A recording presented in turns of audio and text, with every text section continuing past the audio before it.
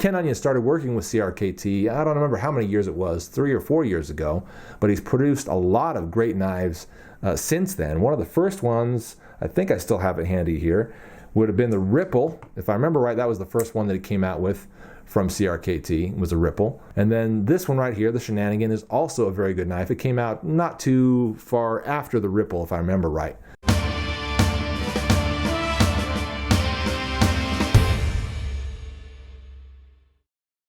Hey my friends, this is Late Boy Scout with my review of the Ken Onion designed CRKT Shenanigan. Kind of a larger knife in hand. For me, this would be classified as an EDC plus knife. I've got sort of the EDC and then EDC plus and then sub EDC below EDC. I don't go very far above EDC plus, so this is around the size of knife that I'll typically buy and keep handy for kind of larger applications, a little bit harder use applications, you know, things where I feel like I really need to have a larger knife.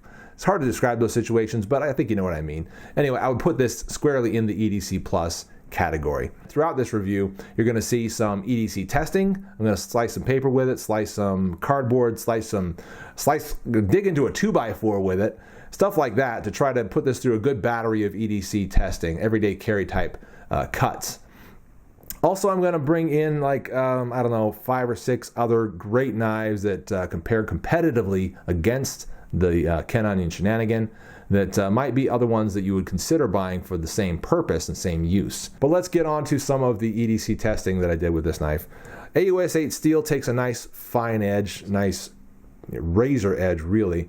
And when I tested that against paper, it sliced through it very nicely. Did some fast slices, some slower slices, some curved slicing and all that kind of stuff. Occasionally hanging up, but for the most part, slicing through very cleanly and doing very well, which is just, again, a testament to how sharp you can get this steel. And also what kind of a good edge CRKT gave it from the factory. I believe I was using the factory edge to do that cut test. If not, then it was at least the same angle. You know, maybe I touched it up or something after having done some other work with it, but it would have been the same exact angle. Next, I went and did some slicing on some cardboard with this. A little bit thicker cardboard, kind of a double-walled stuff. Sliced away at that for a little while. And that was sort of like some jointed cardboard, you know, it was like came from a smallish box, and so I had to kind of slice it in, you know, at the not the seams, but the score marks and so forth. And it makes it a little bit harder to slice through, but I could get a good sense that this is a nice slicer. Even with that sort of about a 2/3 hollow grind on it. That grind comes up, like I said, about 2/3 way up the stock of the blade, and it's hollow ground. So not full flat ground, but it slices pretty well. It doesn't drag too much. It's a good blade shape, very effective. Works well against cardboard and similar materials. Also had to go ahead and put this thing up against a 2x4, which I tend to do. So I carved away at that for a bit, took off some nice big chips, pried away some big splinters and things like that. Did that for a good, I don't know, minute or so, just carving away at it. And discovered that it slices into it very well. Held a good edge, you know, the edge didn't chip off at all, didn't kind of break on me or dull too much.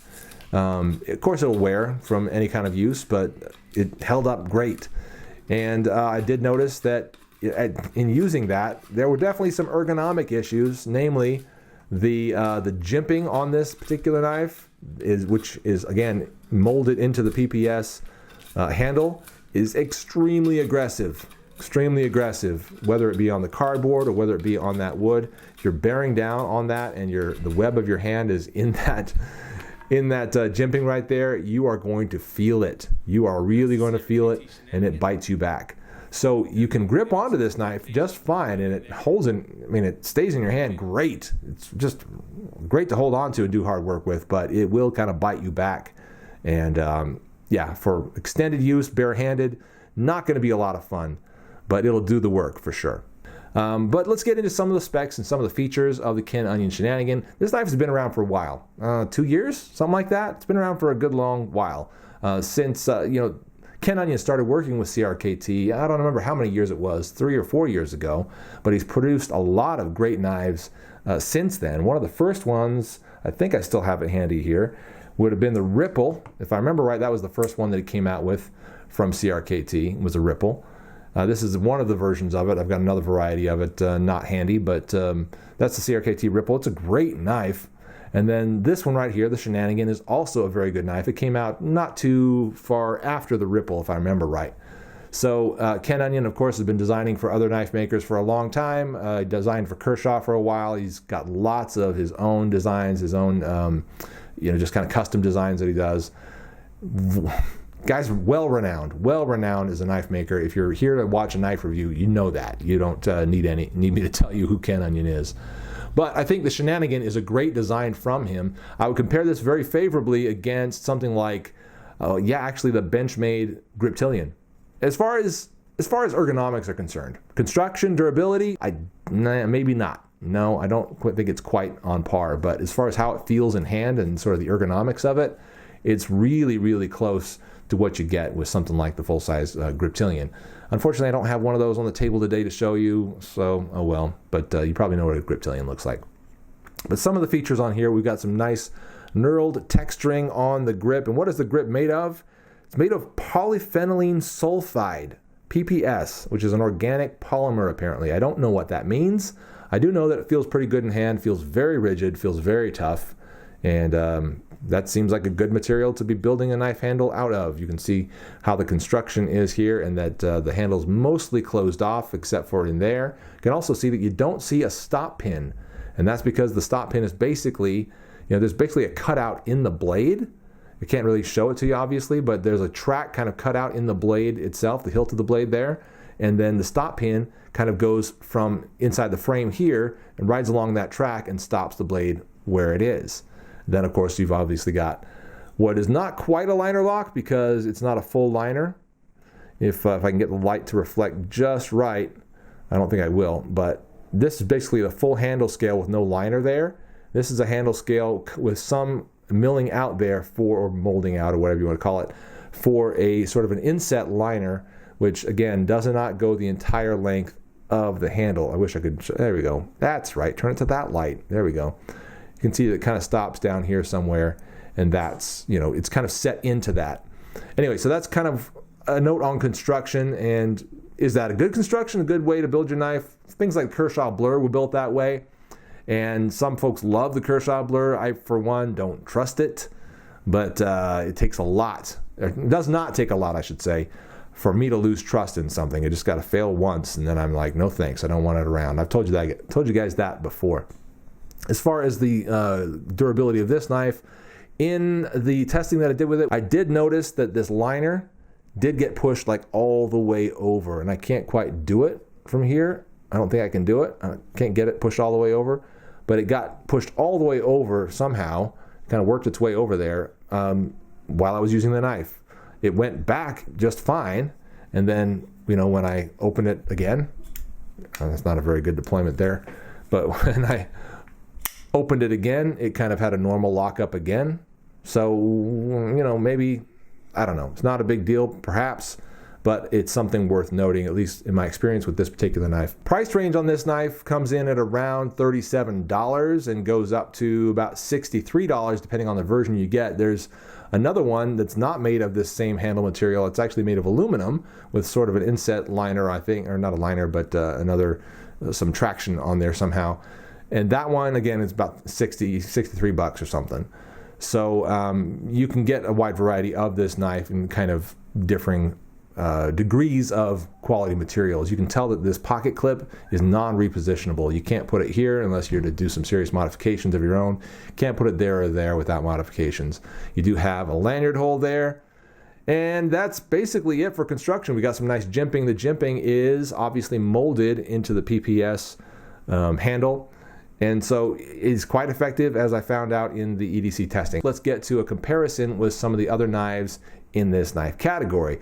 Again, that's what I would call is kind of an EDC Plus folding knife, and some other great EDC Plus folding knives. Some ones that I really come to trust over the years. Here's one, the Rat Model 1. It's just a fantastic, inexpensive, great knife. It's 4-way repositionable pocket clip on it. $30, $35, something like that for that knife. Really well priced, great materials. Same steel, by the way, AUS 8 on that. That one's kind of a bead blasted finish as opposed to this one, which is a little bit more polished. But same steel, same exact steel. And I think same country of origin, if I'm not mistaken. Is it on here? I don't think so. This one's Taiwan made, though, and I think that one is as well.